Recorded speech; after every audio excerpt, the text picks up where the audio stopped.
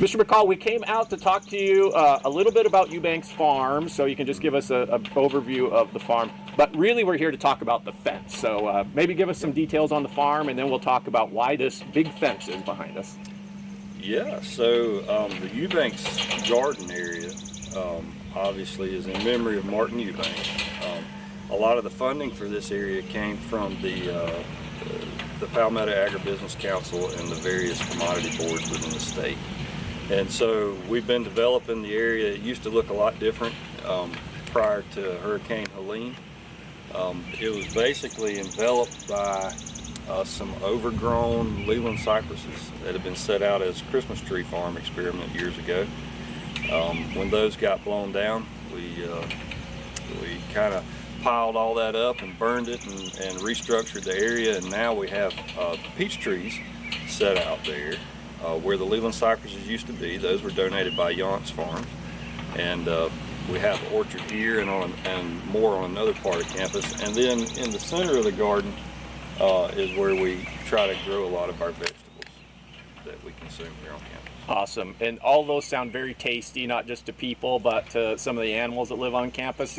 Which brings us to the fence behind us. So maybe give us a little details about the idea behind it, the dimensions, the materials, in case somebody watching is thinking about, hey, you know what, I need one of those for my backyard garden too. Absolutely. So very early on in the process, we understood that we needed to do something to control the wildlife depredation on our garden. So even the peach trees, they would keep them pruned back just to the stalk. So they were not, they're not going to be able to stand that for very long.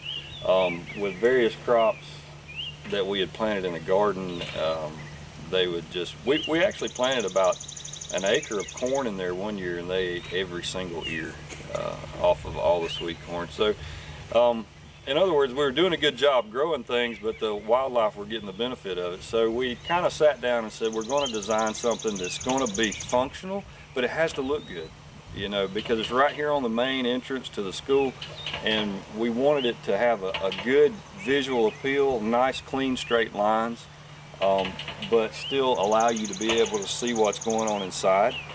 And so we kind of come up with this concept that we could buy 2 1/4 square tubing, galvanized square tubing. We could cut it into the sizes and dimensions that we need and construct a fence that kind of flows with the land. Then the material that we're using for the actual fencing, it was developed as a geotextile. It's made to go under rock and gravel and on areas with a lot of slope, and kind of keep that substrate in place. But I was talking with some farmer friends of mine from the low country, and they had used a similar product around some of their fields and had good success with that. So what we decided to do is go with a product that is actually wider than our fence is tall, so that as that netting comes down, it actually turns and goes out another 4 feet that's buried under the ground. So even tunneling rodents and animals have a hard time getting in. I don't think anything's foolproof. Obviously, birds can still get in, no problem. But it does make a big difference on the deer and small animals, varmints and rodents. They're able to make their way in. Awesome. So UV resistant, is that our understanding? Yes, so it does have a measure of UV resistance to it. I don't know that product has actually had a lot of testing in the application that we're using it for now. So it's really kind of an experiment. Mm-hmm. And a lot of that train of thought is we needed something with the small holes. And so there's a lot of wire and stuff out there, but it's very expensive. And so we're looking for a cost-effective way to do this as well. And this just seemed to be kind of a good fit. I think probably the weak link is going to be in the connectors, the way we connect that wire to the frame. Right now, we've just installed this section not too long ago.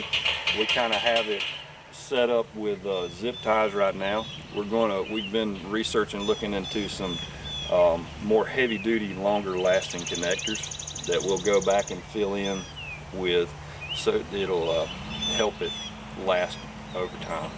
Awesome. Cool. Thank you very much. I appreciate that. No problem.